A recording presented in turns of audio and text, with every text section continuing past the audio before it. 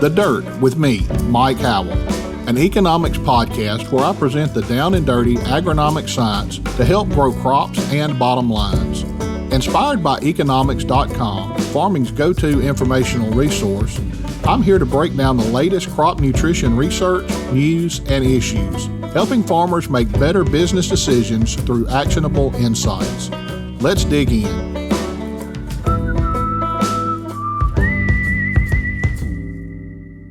Welcome back to The Dirt, everyone. Glad you're tuning in again with us this week. Today we have Mr. Craig Jorgenson with the Sulfur Institute joining us. Craig, thanks for being on The Dirt with us. And if you will, take a few minutes and just introduce yourself to our listeners and tell us a little bit about what you do. Thank you, Mike, and I appreciate being on the podcast today. I am Craig Jorgenson, president of the Sulfur Institute. TSI is 63 years old, and we are a member-based organization advocating for the safe handling and safe transportation of sulfur and sulfuric acid. As a trade group, we represent TSI member companies, of which there are 62 today, on regulatory matters that might be affecting the industry, as well as produce leading practice documents, host working groups and symposium to educate and train TSI members on various aspects of the sulfur, sulfuric acid industries. Well, Craig, we appreciate you joining us today. I know you've got a lot going on, and I first met you a couple of years ago at Tampa, Florida, when I attended my first Sulfur World Symposium. And up until that point, I knew we had different uses for sulfur, but the main thing I was concerned with sulfur was the agronomic uses. We know we need sulfur. It's the fourth major crop nutrient, and we use sulfur pretty regularly in crop production. We've had several episodes of the podcast dedicated to the use of sulfur in row crops. We've had Ron Olson there on your team join us a couple of times as well. So, Craig, today what I thought we'd talk about is some of the other uses of sulfur. And that became apparent to me in attending several of these Sulfur World Symposiums, and I really didn't think about it that much. So if you would give us a rundown, what are some of the other uses of sulfur? As you mentioned, Mike, sulfur is a crop nutrient, but beyond that, it really is a very, very important industrial raw material for many, many different industries. And TSI has four major industries that we focus on, and that is agriculture, of course, energy, chemicals, and mining. In each one of those sectors of industry in the economy, sulfur and sulfuric acid can be found. You mentioned sulfur as a crop nutrient, but first and foremost, according to the United States Geological Survey, 54% of the 8 million or so tons produced each year go into the actual production of phosphate fertilizers. So it's not necessarily a crop nutrient in that aspect, but that industrial raw material that breaks down the phosphate rock and produces phosphoric acid, which helps make, of course, the phosphate fertilizers. Coming in at second is actually right back into the refining process. Sulfur is recovered from the refining process, and then when sulfuric acid is made from that sulfur, it goes right back into the petroleum refining alkylation process. And without getting too technical, the alkylation process is actually the process within the refinery that helps sets octane levels in gasoline. So between the 54 and 27%, that's where the majority of use of sulfur goes in the United States. Okay, Craig. Well, we understand that it's important for a lot of industrial uses. And one thing that I've picked up recently is the need for sulfur in making these new batteries. Can you talk a little bit about the batteries and why sulfur is important in the batteries? Absolutely. As part of the energy transition from in the need or desire to make more electric vehicles, lithium is going to be required. And so there are a number of lithium projects around the United States that will require sulfur and sulfuric acid to help leach out those lithium deposits out of the rock. And so that industrial process of extracting lithium will need a large amount of sulfur and sulfuric acid to do so. Well, Craig, what are some of the other uses? We've talked a lot about it today. Is there anything else that sulfur is used for, common practice things?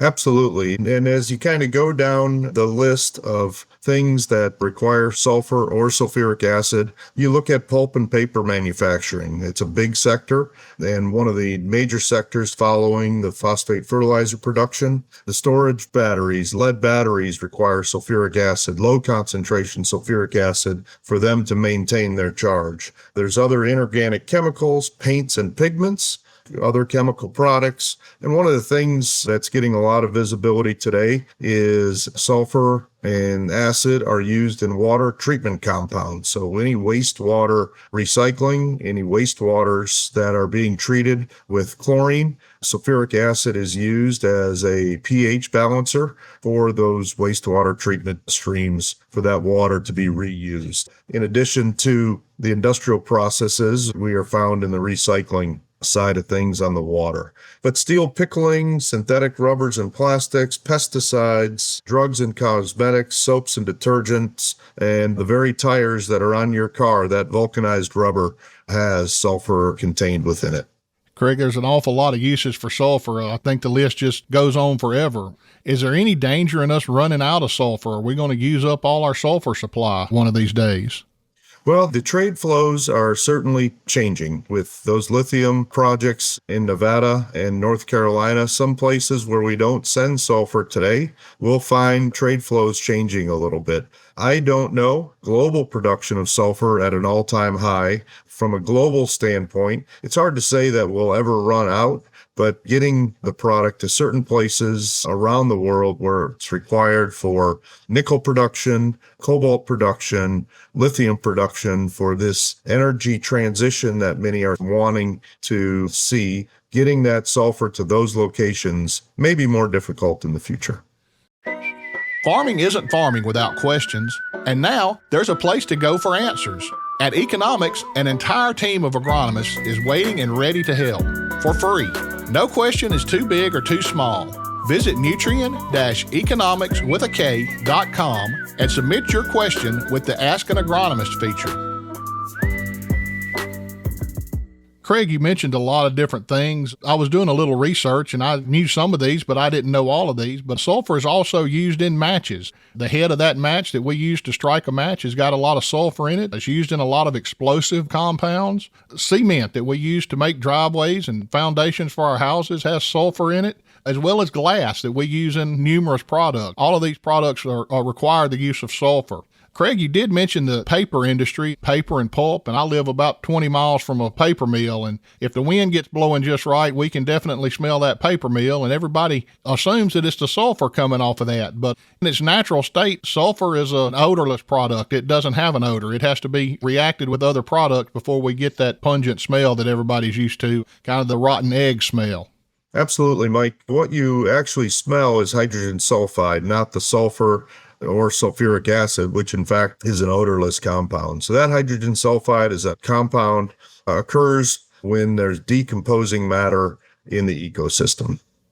Craig, well, that odor, it just irritates our nose, makes us notice that odor's around, but there's really nothing harmful in that that's going to affect us as far as any respiratory problems or anything. It just lets us know that that sulfur is around, right? Exactly. And those who handle sulfur firsthand know the requirements to provide the proper personal protective equipment or PPE when handling sulfur as a professional. And Craig, that kind of leads us to another thing I wanted to mention today. You told us before we started recording today that you had a training coming up, training emergency response officials. And I know that's a big part of what the Sulfur Institute does, responds to hazardous situations if there are any and things like that. Talk a little bit about the training you have coming up and who all's going to be attending that. Next week in Hopewell, Virginia, we're hosting a 2-day event, and we have over 50 first responders on each day from the Hopewell and Chesterfield area, where a lot of sulfur and sulfuric acid transportation movements are done each and every day for a couple of the plants and TSI member companies in that area. Our main objectives next week for training is to teach first responders the physical and chemical properties of sulfur and sulfuric acid, what to do in the event that there's a discharge from a truck or a rail car while in transportation. And we'll have about 50 first responders. We'll have TSI member companies, which are routinely the shippers of these products, as well as the carriers. We'll have 2 railroads, and all of this would not be possible without the assistance of a group called TransCare. TransCare is a nonprofit group that several trade associations subscribe to help us put on these type of events. And they have the reach to the first responders. They have the reach to local government officials. So the local government officials also know that we're caring about their communities and providing this training to their first responders. Craig, sounds like a great event. You know, we've talked an awful lot this morning about sulfur and the sulfur uses. Is there anything else you want to leave our listeners with before we wrap this segment up? Well, Mike, you talked a little bit about the new uses, some of the new and emerging uses, and one of them is the extraction of critical key minerals for electric vehicles or battery storage units, but also in the production of microchips. Ultra-pure sulfuric acid is a key cleanser of microchips as they begin to get through the manufacturing process. So under the CHIPS Act that was enacted by the current administration, microchip production will be advancing in the United States with many projects underway. And so the market for ultra-pure sulfuric acid will be going up as well. So that's one thing to keep an eye on. And then finally, on the electronics recycling, when cell phones or televisions or other electronics or even solar panels or the magnets from windmills and wind power generation stations, those magnets contain critical minerals. The batteries contain minerals that can be recycled. And so sulfuric acid will be used to help break down those materials and extract gold and nickel and other elements that are contained within those cell phones, solar panels, and wind turbines. Quite a lot of uses for sulfur, Craig. Well, Craig, I'm going to throw one interesting fact out there, and I don't know if you're even aware of this, but there is one thing that sulfur is used for, and I kind of wish it wasn't. But a lot of people probably don't know that the pungent smell that skunks produce is actually a combination of several sulfur compounds that they put together to make that odor that's so displeasing to us. I wish we could figure out a way to keep it out of our skunk population, but that is another use for the sulfur and sulfuric acid. Craig, thanks a lot for joining us today. And listeners, we hope you enjoyed this segment. Stick around as we bring you another segment here in just a moment. Thank you, Mike. I appreciate your time. Listeners, I hope you enjoyed the first segment of today's show. If you did, please take a minute and give us a rating on your favorite podcast channel or app, and give us some feedback as well. We want to hear from you to help make the show even better. And don't keep it to yourself. Please share these episodes with coworkers, family, friends, anyone you think may benefit from the information we're sharing here. Don't forget to visit our website, Nutrien-eKonomics.com, to help find the latest crop nutrition news and research information, as well as market updates, a growing degree day calculator, a nutrient use calculator, a rainfall tracker, and much, much more. It's all at Nutrien-eKonomics.com. Most episodes of The Dirt are now available for CCA credits. Visit our website and click on the Agronomics tab to find these CCA credit opportunities. And if you have a question, you can ask one of our agronomy team members. Simply ask your question, and one of us will get back with you. Thanks for listening. Now, segment 2 of The Dirt.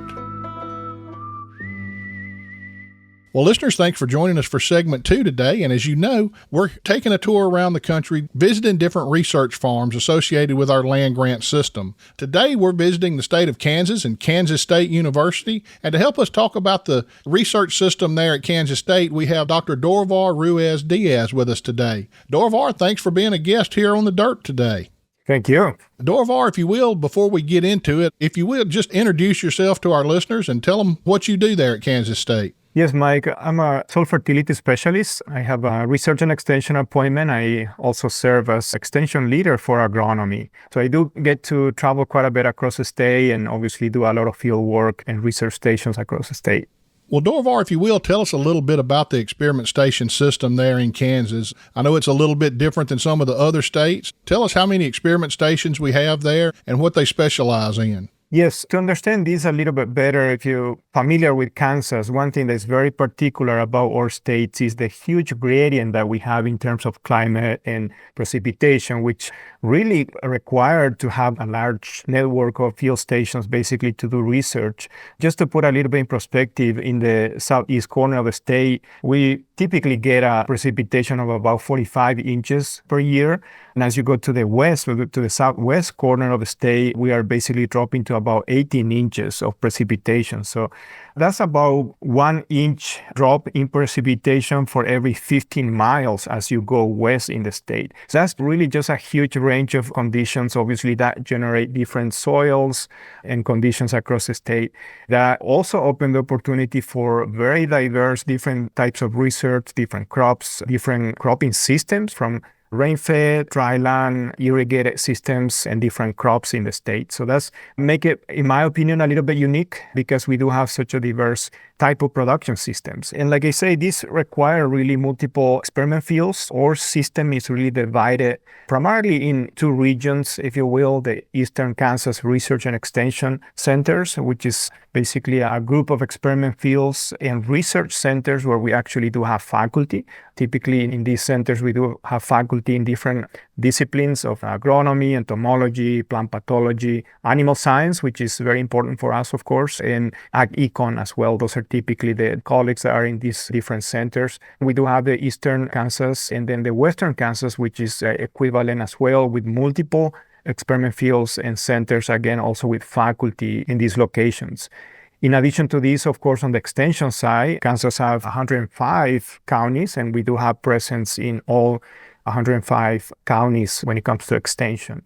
It's very strong local presence, I would say, for K-State across the state, which again is really exciting, pretty unique for doing research, as well as obviously the extension component, which we're trying to develop that research as relevant for local producers, which again can be quite different as you go east to west in the state. In addition to this, I also like to mention we do have horticulture centers, which again, those are perhaps the third group of centers that we have, which also serve primarily the forestry, turf research, and horticulture across the state. Dorvar, when I think about Kansas, I naturally think about wheat and wheat production, but I know you grow other crops there. What all crops are y'all growing in Kansas these days? Yes, we still the wheat state. Of course, is then in terms of acres, that winter wheat is still our main crop, but significant changes over the years. Of course, we are getting a lot more corn and soybeans. We have new hybrids and varieties that are performing very well in drier environments. So those are keep moving west. And that's, I would say, perhaps one of the main changes in the last 10 or 15 years. Sorghum is also one very important crop for us. And actually, Kansas is the main producer of sorghum in the U.S. That for sure is one of our main crops. And especially again, as we go west, where we have very dry conditions, sorghum is a crop that performs very well. So those for sure would be some of the main crops, but we also get other crops that are becoming more relevant for us. For example, winter canola is becoming more popular. And we're also getting some increase in acres actually for cotton in the southern tiers of counties in Kansas. So that's something that is a little bit, in a way, maybe a new crop for us in some ways, but definitely very important and increasing acres. I'm glad you mentioned this because when you think about Kansas, you think very flat, perhaps one winter wheat as a main crop, but the diversity of soils and precipitation gradient that we have really allow us for us to have a very diverse cropping system. Well, Dorvar, we know the goal of these experiment stations is to generate research-based scientific information and get that information back out to the clientele in the states. And I know you've got quite a history there in Kansas. Can you talk a little bit about some of the significant contributions that have been discovered here on the experiment stations and what that have meant for the growers in Kansas? Yes, of course, very, like you mentioned, very rich history. Some stations that have been in places for many years and a lot of very important research. Of course, depending on the discipline, we can mention many of them. One of the things that perhaps is still very relevant for us here in Kansas when it comes to winter wheat, for example, is the development of varieties, which is Kansas State University typically is the lead in terms of varieties that are being cultivated across the region. So that's one example of the contribution from all of this network of experiment fields and agronomy and different departments. One thing I like to mention, and I always like to mention this because I work in soil fertility, and Perhaps I'm a little bit biased, but we do have some experiments that are actually focused on soil fertility. One in particular that I'm really excited about, and I often try to go and visit, is the one we have in Tribune, Kansas, which is one of the experiment fields in the western part of the state. This experiment field has both dry land and irrigated systems. And we do have one experiment there, a long-term experiment on soil fertility that's been going on for more than 63 years. It's actually one of the longest continuous soil fertility experiments, and I believe is the oldest one on irrigated corn specifically. This is specifically irrigated continuous corn. So there's a lot of things that we learn from these type of long-term experiments. And again, the value of having these experiment fields and research centers in place. Some treatments in this experiment, for example, no phosphorus or fertilizer application for more than 63 years. And we are learning that we're still producing corn, and we are learning what happening in terms of the chemistry, in terms of the nutrient reserves, and implications in terms of soil health today, which is important, how the microbial activity and things like mycorrhiza are continue to contribute to release mineral nutrients like phosphorus. And so it is an experiment that has been in place for a long time, but we're still learning a lot. And that's what's, to me, it's always amazing about some of these long-term experiments. We never thought about the potential, 60 plus years ago when these were established, that we're going to continue to learn something about this in some of the relevant topics today in terms of soil health, microbial activity, and so on, which is a little bit of a new interest in recent years. Dorvar, I'm glad you mentioned the long-term plots. One of our first episodes this year, we had your neighbor from down at Oklahoma State on. Dr. Brian Arnall talked about the Magruder plots, and he said that there was a little bit of controversy about who had the oldest plots in the soil fertility realm. And I'll let you have a chance to defend yourself there in Kansas and let us know who really had the longest-term plots. Yes, that's a very good point. And there's always a little controversy. In our case, one thing that's different is that it's irrigated. Specifically, I think is pretty unique. And I always enjoy long-term experiments. I went to grad school at the University of Illinois, and obviously I walk by the Moro plots pretty much every day. And one thing that's always interesting is that these experiments, in the case of the Moro plot, of course, is second oldest in the world. And there's no replication, right? And so some of these experiments were established even before we understood the needs of replication in statistics and so on. And so there's really a lot of history there that we're learning in terms of the value of these treatments, but also things like statistics, which are being developed over this time. Of course, in our case, it's replicated already, and it's one of the oldest irrigated experiments. Well, Dorvar, we've talked a lot about the history of the research farms and a lot about what they're doing these days. But everybody I talk to, we ask them where they see these farms going in the future. And we've had a lot of people talk about urban sprawl and people moving in closer and closer to these farms and the need to change. And we also know we've got a lot of technology coming down the pipe these days. We're looking at autonomous agriculture and things like that. How are these research farms going to have to change to keep up with the changing times in agriculture? That's an excellent question and very timely, I will say. Kansas State University actually started this initiative the last couple of years, focusing on agriculture in what's called the Agriculture Innovation Initiative. And this initiative in particular is targeting significant improvements in facilities for research. Just to give you an example, this is obviously coming from the College of Ag in general, but there are some specific components that are being expanded and improved to bring the technology today. One of those is the Agronomy Research and Innovation Center. So this is specifically for the Department of Agronomy. We also do have similar new facilities developed for animal science. And one big component as well of this initiative is the Global Center for Grain and Food Innovation. All of these are related to food security and agriculture, which is really relevant for us working in agriculture, all the component in terms of food security. So this is a huge investment from the College of Agriculture. I really invite the listeners to check this Kansas State University Agriculture Innovation Initiative. If you search for that, you will look at some of that information. We already have some of these new facilities construction basically started this spring.